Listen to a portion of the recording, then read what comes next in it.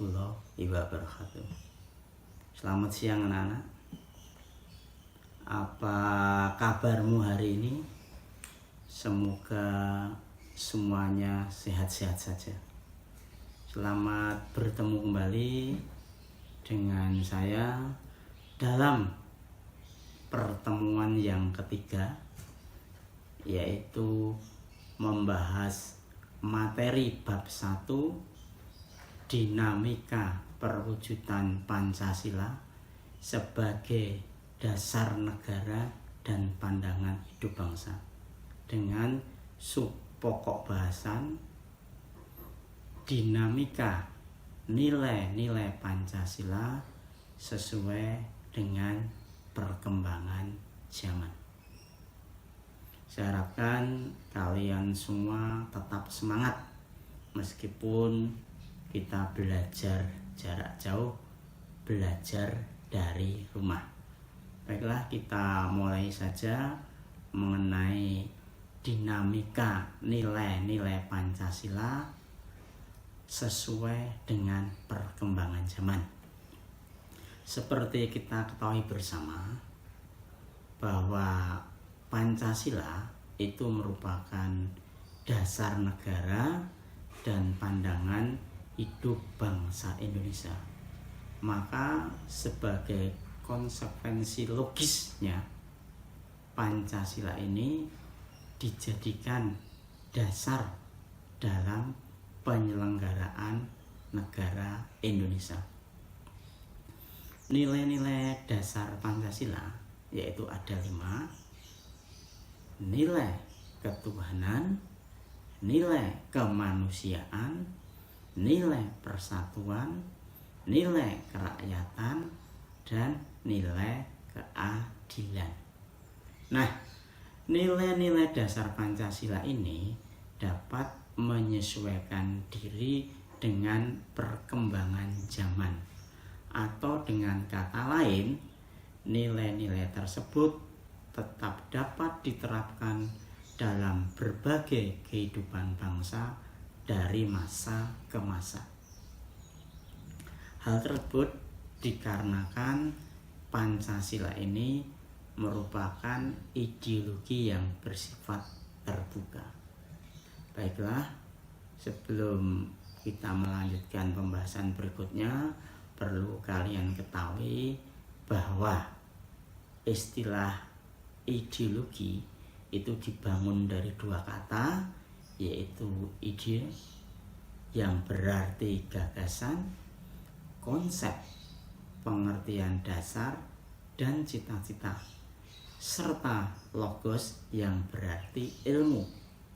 Dengan demikian, secara harfiah, ideologi berarti ilmu tentang pengertian-pengertian dasar. Kemudian kita mempelajari mengenai hakikat daripada ideologi terbuka. Beberapa pakar atau ahli ini memberikan definisi mengenai ideologi terbuka.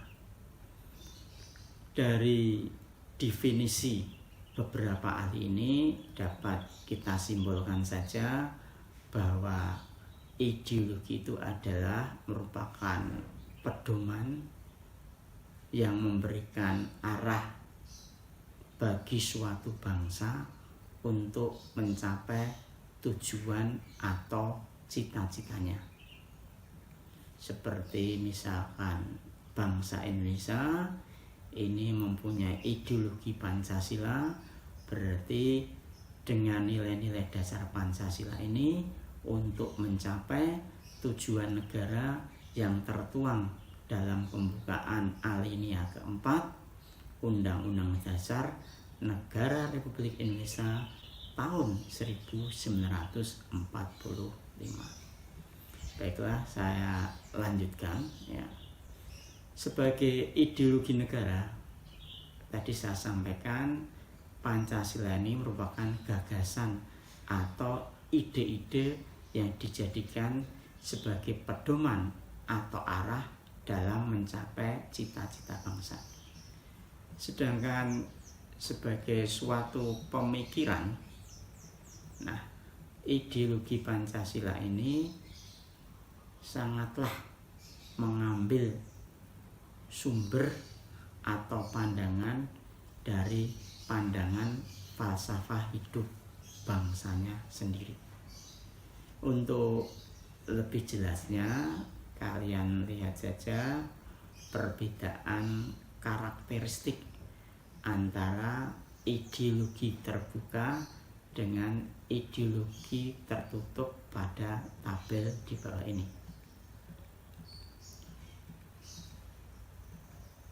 Nah, ada 7 perbedaan karakteristik antara ideologi terbuka dengan ideologi tertutup. Saya harap setelah kalian membaca tabel tersebut, kalian bisa memahami dan membedakan antara ideologi terbuka dengan ideologi tertutup.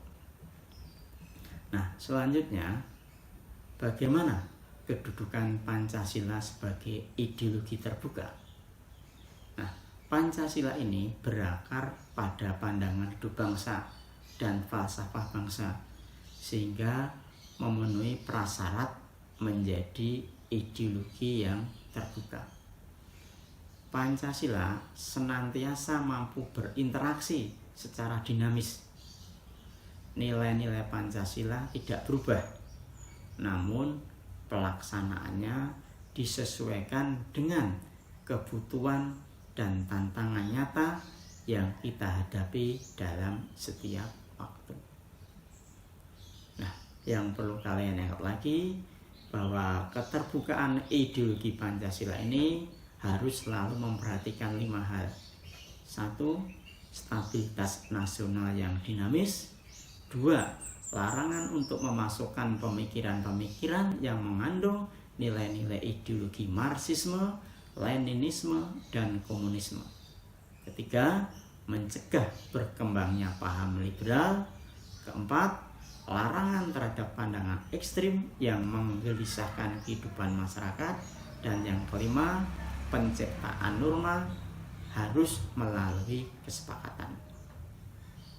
Demikian materi pertemuan ketiga sudah saya sampaikan. Untuk selanjutnya, tolong nanti kalian kerjakan latihan soal yang uraian, tolong dikerjakan di kertas folio. Sedangkan latihan soal yang online nanti kalian kirimkan lewat saya melalui alamat link yang saya kirimkan pada kamu. Terima kasih atas perhatiannya. Wassalamualaikum warahmatullahi wabarakatuh.